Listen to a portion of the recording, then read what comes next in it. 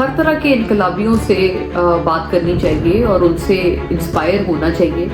लेकिन ये मौसमी इनकलाबियों से दूर रहना चाहिए क्योंकि ये सेहत के लिए काफ़ी मुज़िर होते हैं, अपनी भी सेहत के लिए और दूसरों की सेहत के लिए भी। फिर साथ साथ सियासी इत्तेहाद बन रहे हैं, नई मैरिजेस हो रही हैं और नई डिवोर्सेस भी हो रही हैं, लेकिन ये सियासी मैरिजेस और डिवोर्सेस सारी कन्वीनियंस की मांग है। इसके ऊपर कुछ आज ज़रूरी बात करेंगे क्योंकि कुछ ऐसे मिलाप होते हुए नज़र आ रहे हैं जिनका शायद हमने तसव्वुर भी नहीं किया था। तो क्या अब हमारी सोच से भी परे चीज़ें होने वाली हैं इस मुल्क में? क्या अब हम उन हालात में जी रहे हैं? जी हाँ, तल्ख हकीकत ये है कि अब हम उन्हीं हालात में जी रहे हैं। हेलो एंड सलाम, मैं हूँ मोना आलम। जो इस स्पेस में हमें देख रहा है, सुन रहा है, उसको बहुत वार्म वेलकम। जो सियासी इनकलाबी और मौसमी इनकलाबी, इनमें जो फ़र्क होता है, देखें, इनकलाब तो एक वो शख्स लाता है जो अपने प्रिंसिपल से और अपनी आइडियोलॉजी से बहुत सिंसियर होता है और जो उसके ऊपर किसी सूरत समझौता नहीं करता। हालात बिगड़ जाएं, हालात अच्छे हों बुरे हों, उनके ऊपर मुश्किल से मुश्किल तरीन क्यों ना कोई आफत टूट पड़े, फिर भी एक सच्चा रेवोल्यूशनिस्ट या एक इनकलाबी कभी भी अपने प्रिंसिपल से पीछे नहीं हटता और कहता है कि भाई ये एक हमारे कुछ पैरामीटर्स हैं, ये मेरे कुछ प्रिंसिपल्स हैं, मेरे कुछ उसूल हैं, इनके ऊपर अगर आप चलेंगे तो आप ठीक हैं, चाहे आप जो मर्जी हो, और अगर आप इनके खिलाफ चलेंगे तो आप गलत हैं, चाहे आप जो मर्जी हो। हमने पिछले दौर में और हर दौर में ही तकरीबन कुछ ऐसे इनकलाबियों का इन्फ्लक्स देखा हमारी सियासत में, हमारी टीवी स्क्रीन्स के ऊपर, हमारे सोशल मीडिया प्लेटफॉर्म्स पर भी, जो कि उस वक्त बहुत इनकलाबी थे और जो कि किसी ज़माने में सिविलियन सुप्रीमेसी की बातें करते रहे, हमें बताते रहे कि किस तरह से मुल्क में सिर्फ सिविलियंस की हुकूमत होनी चाहिए, हमें ये बताते रहे कि किस तरह से मईशत में किसी भी मिलिट्री इंटरफेरेंस को नहीं होना चाहिए क्योंकि फ़ौज का काम है कि वो सरहदों की हिफाजत करे, जबकि सिविलियंस का काम है कि वो मुआशी पॉलिसी या इकोनॉमिक पॉलिसी बनाए। हमने कहा ठीक है, बहुत सही बात कर रहे हैं और बहुत दिल को छू जाने वाली बातें कर रहे हैं। और जिन्होंने कहा कि हम तो इस इनकलाब के लिए, और किसी को भी गलत तरह से सहूलियात नहीं मिलनी चाहिए, पीटीआई को जो आरटीएस बिठा कर जिताया गया 2018 का इलेक्शन, बहुत गलत किया गया, और जो पीएमएलएन के लोगों को कैदो बंद में रखा और 2018 के इलेक्शन से पहले सबको पता था कि पीएमएलएन जीतने वाली है, वो बहुत गलत, एक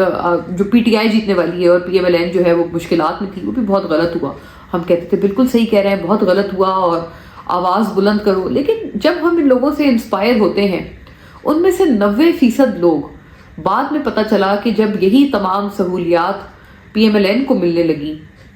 यही तमाम सहूलियात जब पीपल्स पार्टी को मिलने लगी, और यही वन विंडो फैसिलिटीज़ जब पीटीआई से हटकर दूसरी जमातों के पास आ गई, तो वही तमाम इनकलाबी कहने लगे अच्छा वो उसूल तो था,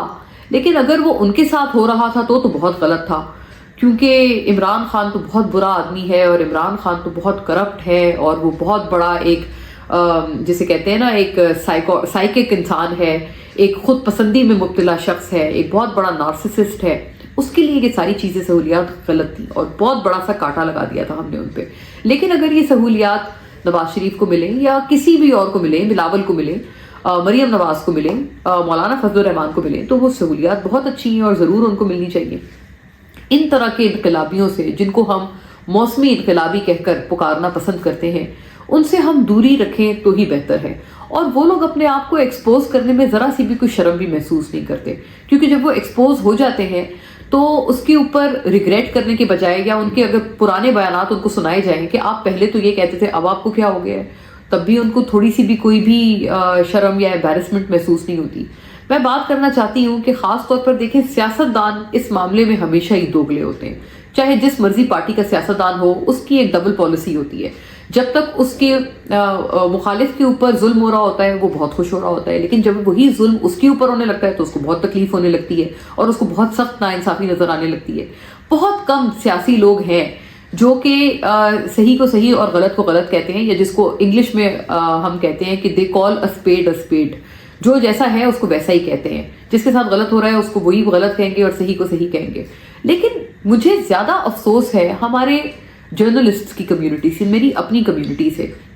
जो कि ओपिनियन मेकर्स हैं, जो कि जिनका काम है कि अगर वो एक बहस को कंडक्ट कर रहे हैं या मॉडरेट कर रहे हैं तो उसमें वो बैलेंस बना के रखें, उसमें वो सेंस बना के रखें।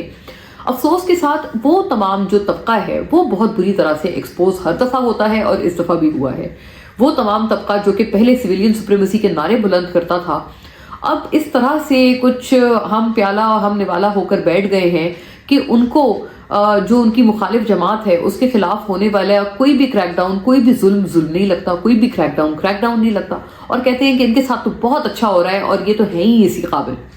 جبکہ اگر وہ سچے انقلابی ہوتے تو ان کے اصول کم سے کم موسموں کی طرح نہ بدلتے، ان کے اصول کم سے کم وہ اپنے کپڑوں کی طرح سے اپنے اصول نہ بدل رہے ہوتے.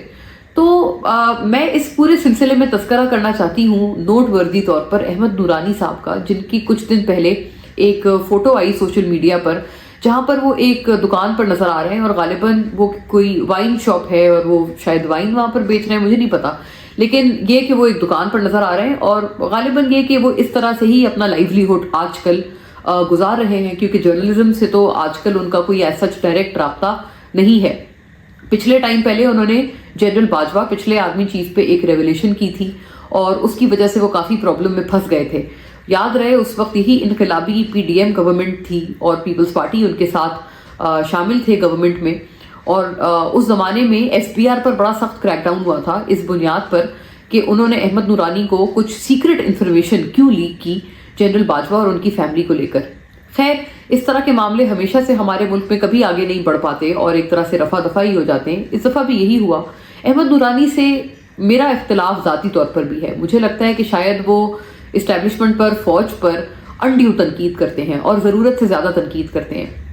یہ اختلاف میرا ان سے پہلے دن سے تھا، آج بھی وہ ایگزسٹ کرتا ہے. لیکن ایک بات، میں صرف ایک بات پہ ان کو کریڈٹ دینا چاہتی ہوں کہ ان کا جو بھی ویو پوائنٹ ہے، چاہے وہ آپ کو اچھا لگے یا چاہے وہ آپ کو برا لگے، ایٹ لیسٹ وہ اس ویو پوائنٹ کو موسموں کی طرح نہیں بدلتے ہیں. ایٹ لیسٹ وہ اس ویو پوائنٹ کو کپڑوں کی طرح تبدیل نہیں کرتے ہیں، جو کہ 90% آف دا ریولیوشنسٹ جو اپنے آپ کو سیلف پروکلیم کرتے ہیں ریولیوشنسٹ ہونا یا انقلابی ہونا، وہ جس طرح سے یہ والا کام کرتے ہیں، ایٹ لیسٹ وہ کام نہیں کرتے. ماروی سرمد اس میں دوسرا نام ہے جن کو میں شامل کرتی ہوں. ان کی بھی جو فوج پر تنقید ہے، عائشہ صدیقہ ایک دوسرا نام ہے، ان کی بھی جو فوج پر تنقید ہے، میں سمجھتی ہوں کئی جگہ پر بہت انڈیو ہوتی ہے اور too much of it is exaggerated in my opinion. But پھر بھی میں اس بات کا ان سب کو، ان تینوں لوگوں کا نام لے کے میں ان کو کریڈٹ دیتی ہوں کہ ایٹ لیسٹ انہوں نے موسموں کی طرح اپنے انقلاب کو نہیں بدلا، یا پھر کوئی سرکاری تمغہ ملنے کے بعد اپنے ویوز کو چینج نہیں کر لیا. یہ ایک سچے پرنسپلڈ انسان کی نشانی ہوتی ہے. آپ اس کے پرنسپل کو پسند کریں، اس کو اچھا لگے یا برا لگے، لیکن آپ اس کو ایٹ لیسٹ تبدیل نہیں کرتے ہیں. اور اس لیے آپ کے دل میں، اگر آپ اس کے اپوننٹ ہی کیوں نہ ہوں، آپ کے دل میں اس شخص کے لیے عزت بڑھ جاتی ہے. اسی میں چوتھا نام شمار کرنا چاہتی ہوں متی اللہ جان صاحب کا. ان کا بھی میرا یہی خیال ہے کہ ان کے اوپر لوگ بہت تنقید کرتے تھے. پی ٹی آئی والوں نے ان کی پگڑیاں اچھالنے میں کوئی کسر نہیں چھوڑی، لیکن یہ وہی متی اللہ جان ہیں جنہوں نے اب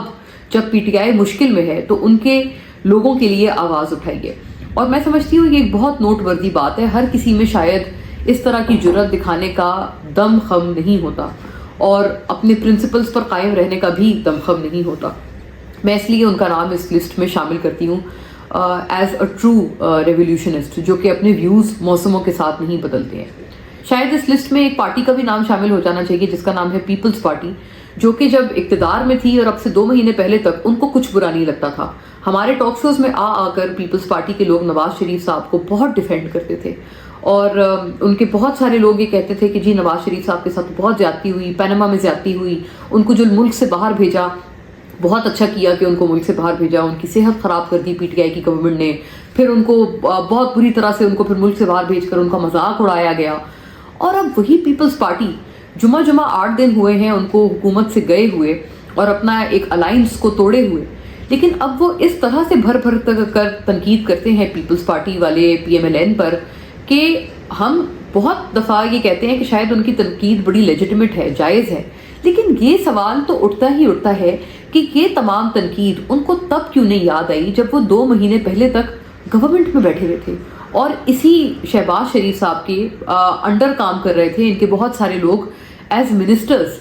ان کے بہت سارے لوگ جا کر ملاقاتیں کرتے تھے نواز شریف سے لنڈن میں اور تصویریں کھنچاتے تھے بہت فخر سے، گھنٹوں ان کے ساتھ باتیں کرتے تھے.